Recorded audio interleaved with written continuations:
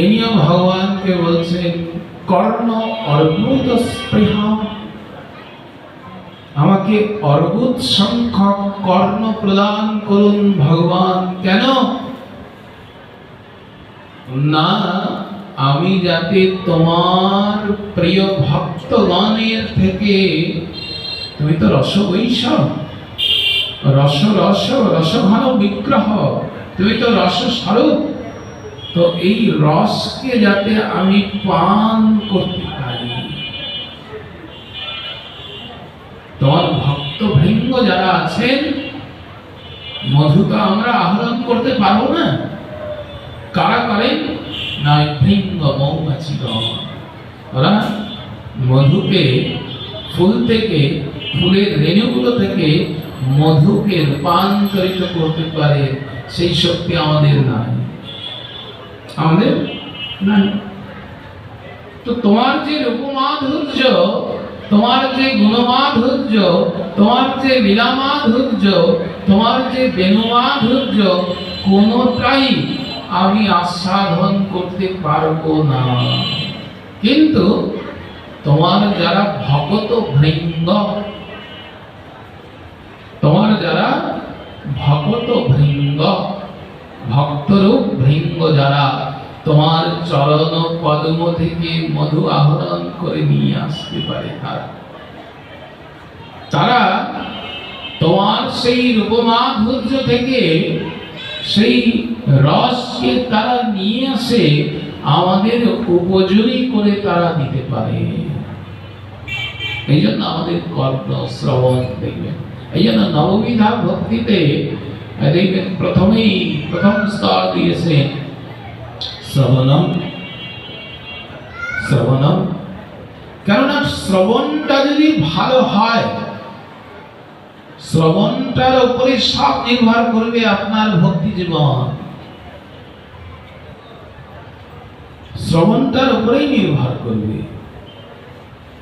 এই জন্য শ্রবণটার উপরে বিশেষ বিশেষ ধ্যান দেওয়া হয়। এই জন্য দেখবেন বলা হয় ভাগবত শরীরে বৈষ্ণব মুখে। বৈষ্ণব মানে যারা বৈষ্ণবতা হয়েছে। কারণ হাটে বাজারের লোকের কাছে শুনলে হবে না, তখন ওই বাজারের লোকের কাছে শুনলে দেখবেন বাজারও হয়ে যাবে, মনটা মনটা হয়ে যাবে বাজারও। এমন জনের কাছে শুনতে হবে যার কথামৃতম পান করে আমাদের হৃদয়টা তৈরি হয়, নির্মল হয়, স্নিগ্ধ হয়, পবিত্র হয়। আমাদের প্রতিদিন আমাদের যাতে নিন্দা চর্চা এগুলো দূর হয় যাদের কথা শুনে, আমাদের দৃষ্টিগুলো যেন নিন্দা চর্চায় না যায়, আমাদের জিহ্বাগুলো যেন নিন্দা চর্চায় না যায়, আমাদের কর্ণগুলো যেন নিন্দা চর্চায় না যায়, এমন কথা শুনতে হবে। এমন জনের যে কথামৃতম পান করে আমাদের ভক্তি রাজ্যে প্রবেশের মতো উপযুক্ত হতে হবে। যেখানেই চললাম সেখানেই শুনলাম এরকম বিষয়টা নয়। বিষয়টা বক্তার উপরে বিরাট ভূমিকা পালন করেন। কেমন করেন দেখুন, গোবিন্দেরই কথা, গোবিন্দেরই কথা, কিন্তু বক্তা যদি এখন শিশুপাল হন, বলুন, বক্তা যদি জরাসন্ধ হন, বক্তা যদি কংস হন, কথা গোবিন্দেরই হবে, কিন্তু ওনাদের শ্রী বদন থেকে যে কথা রূপ অমৃত আমরা পাবো, সেই অমৃতটা আমাদের কাছে অমৃত হবে না, গরল হয়ে যাবে। বলুন, কিন্তু যদি এইখানে যদি আমাদের থাকে, আমরা বলি না ভাগ্যে যদি থাকে, কারণ ভাগ্যে তো সবার থাকে না, ভাগ্য যদি থাকে, যদি আপনি অক্রূর মহারাজের কাছে শ্রবণ করেন গোবিন্দের কথা, যদি আপনার চরম সৌভাগ্য থাকে উদ্ধবজি মহারাজের কথা অমৃতম পান করেন, তবে হৃদয়ে যদি কৃষ্ণ রস না থাকে, গোবিন্দের যদি বিন্দু মাত্র স্পৃহাও আমার অন্তরে না থাকে, ওনাদের কথামৃতম পান করে আমার হৃদয় আর গোবিন্দ ব্যতীত আর কোনো চিন্তা করবে না। গোবিন্দ ব্যতীত আর আন কথা আর শুনবে না, আন কথা আর বলবে না, শুধু কান কথাই শ্রবণ করবে। এই জন্য বক্তার উপরে বিরাট ভূমিকা রাখে, বিরাট ভূমিকা রাখে। এই জন্য গোপীগণ বলছে, প্রভু তুমি কৃপা পূর্বক, গোবিন্দ যাদের কাছে তাদের আবার কৃপার অপেক্ষা কেন বলুন? কেননা ভক্তি যে মার্গটা না, এই ভক্তি মার্গটা হচ্ছে কৃপাইকলভ্য বলা হয়েছে। দেখুন, এই যে ভক্তি আমরা বলি না, ভক্তি ভক্তি ভক্তি, এই ভক্তিটা কি? ভক্তি রসামৃত সিন্ধে গোস্বামী পাদ দেখুন বলছেন, ভক্তিটা কি?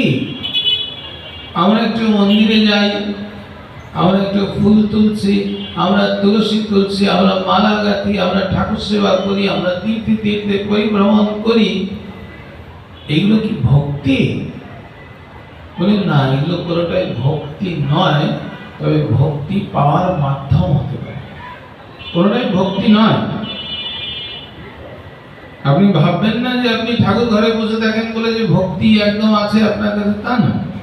আপনি ভালো মালা গাচ্ছেন বলে যে ভক্তি, তা না।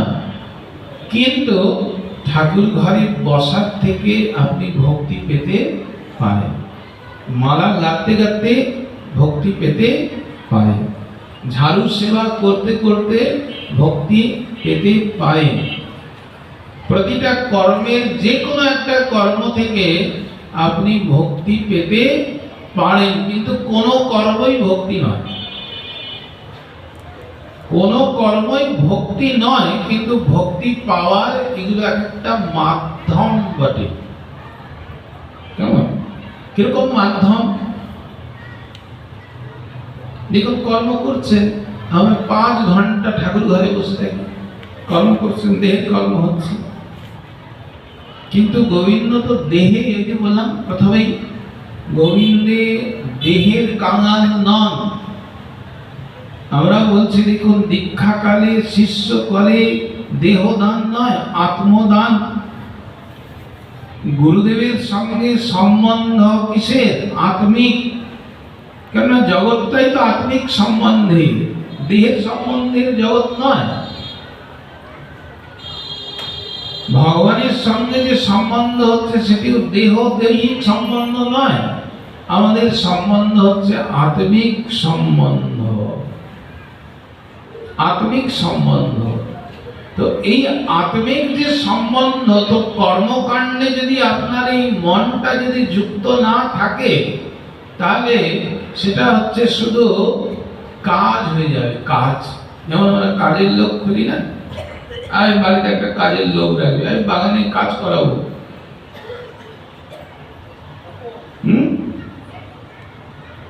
কিন্তু আমরা যখন জব করি, আমরা তখন কিন্তু আমরা বলি না আজকে সকালে কাজ করবো গো, জব করবো, কাজ কাজ আমরা তখন বলি নিত্য কর্ম আছে, নিত্য কর্ম। কর্ম যে সেটা কাজই, সেটা তো দেহের অঙ্গভঙ্গি বা দেহের আমাদের পরিচালনা। কিন্তু সেখানে কি হচ্ছে, শুধু যদি দেহ চলে, সেখানে মনের কোনো ভাব নেই, মনের কোনো বিকার নেই, মনের কোনো সংযোগ নাই, সেটা শুধুই কাজ। কিন্তু যে কাজের সঙ্গে মন সংযোগ করতে হবে, যে কাজ মন সংযুক্ত ছাড়া সম্ভব নয়, সেটাকে বলা হয় কর্ম। আর যে কর্মটা আপনাকে প্রতিদিন করতে হবে, একদিনও এমন হবে না যে বাদ যাবে, সেই কর্মকে বলা হয় নিত্য। এই জন্য আমাদের নিত্য কর্ম এগুলো, জপ, হরিনাম করা, প্রভুর সেবা করা, শ্রী গুরুদেব যেমন যেমন ভক্তি অঙ্গ দান করেছেন আপনাদের আধার বুঝে, সেইভাবে এই কর্মটা হচ্ছে নিত্য কর্ম, প্রতিদিন কর্ম, নিত্য কর্ম। তো আমাদের যে কর্মকাণ্ড দেখুন, সেই কর্মকাণ্ডে কি যদি মন যদি না যায় তাহলে সেই কর্ম বলা যাবে না, তাকে বলা হবে কাজ। যেমন বিজ্ঞানের ভাষায় আপনি যতই শক্তি প্রয়োগ করুন না কেন, বল প্রয়োগ যতই হোক না কেন, যদি স্থান যদি পরিবর্তন না হয় তাহলে আপনার ওই বল প্রয়োগ কিন্তু কোনো কর্ম ধরা হয় না, জানেন তো? দেওয়াল একদম ঠেলতে ঠেলতে ঠেলতে গায়ে যত জোর ছিল সব শেষ, একদম শুয়ে পড়লেন, সকাল থেকে তো কাজ করেই যাচ্ছি, কি কাজ করছো? বলেন দেওয়াল ঠেলছি সকাল থেকে, কিন্তু এক চুলো দেওয়াল সরেনি। বিজ্ঞানের ভাষায় তাকে কোনো কর্ম বলা যাবে না, তাকে কাজ বলা যায় না। তেমনি আমরা দেহ দিয়ে যতই কর্মকাণ্ড করি না কেন, সেই কর্মে যদি মনঃসংযোগ না হয়, মন সংযোগ যদি না হয়, তাহলে সেইটিকে কিন্তু পারমার্থিক ক্রিয়া বলা যাবে না। এই জন্য ভাগবত বলেছেন, দেখুন কেনপি উপায়েন, দেখুন কেনপি উপায়েন মনঃ কৃষ্ণে নিবেশয়। তুমি যে কোনো উপায়ে হোক না কেন, এটা কোনো নির্দিষ্ট নাই, তোমাকে এটাই করতে হবে।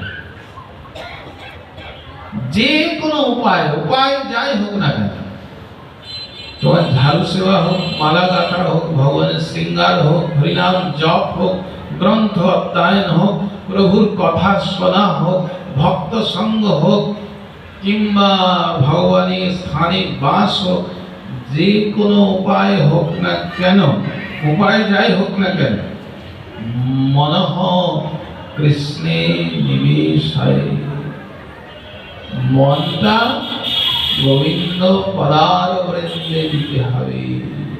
মন যদি না দেওয়া যায়, শুধু যদি দেহ দেওয়া যায়, তাহলে তাকে পারমার্থিক ক্রিয়া বলা যাবে। ভগবানের সেটা গ্রহণীয় নয়, ভগবানের সেটা গ্রহণীয় নয়।